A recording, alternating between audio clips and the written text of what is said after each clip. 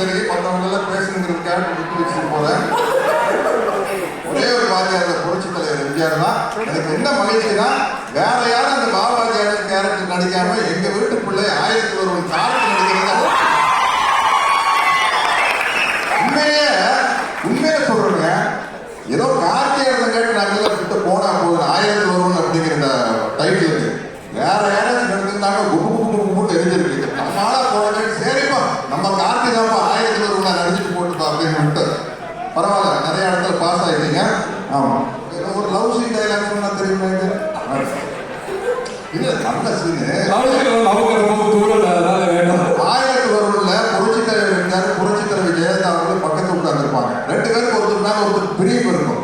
But ஒரு லேடிஸ்க்கு ஒரு வெக்கம் இருக்கும்ல, கட்டி பிடிக்கலான்னு ஆசை இருந்தாலும் வெக்கத்தோடு இருப்பாங்க. அப்போ அந்த அலை எடுத்து போட்டு ஆடுனா ஜெயலலிதா வந்து வாத்தியார் வந்துருப்பாங்க. ஒருத்தோடனே பொல்லாத அலை அப்படிம்பாங்க. வாத்தியார் நம்மை புரிந்து கொண்ட அலை. அது வந்து திருமணம் உள்ள பேசுற வசனம். கப்பல் கடையில் ஓகே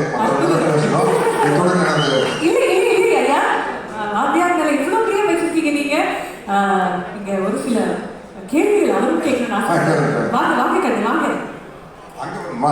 நீ கண்டு அந்த கண்டு இல்லை சார். சரி தம்பி சத்யராஜ், எப்படி இருக்கீங்க?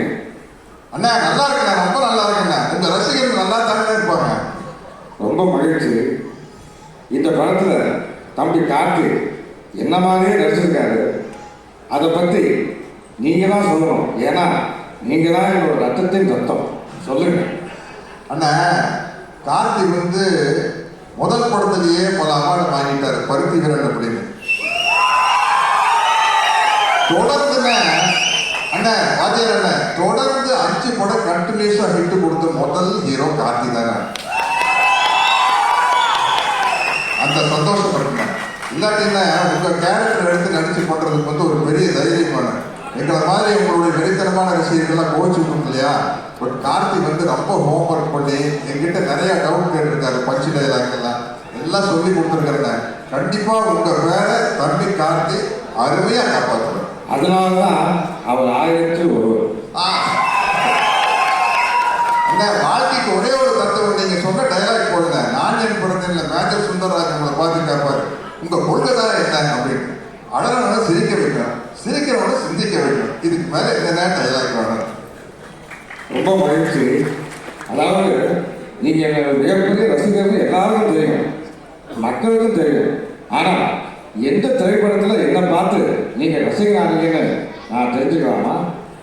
அண்ணா நான் வந்து 10ஆம் கிளாஸ் படிக்கிறேன்னா 1964 பொங்கலுக்கு வேட்டைக்காரன் படம் வந்தது.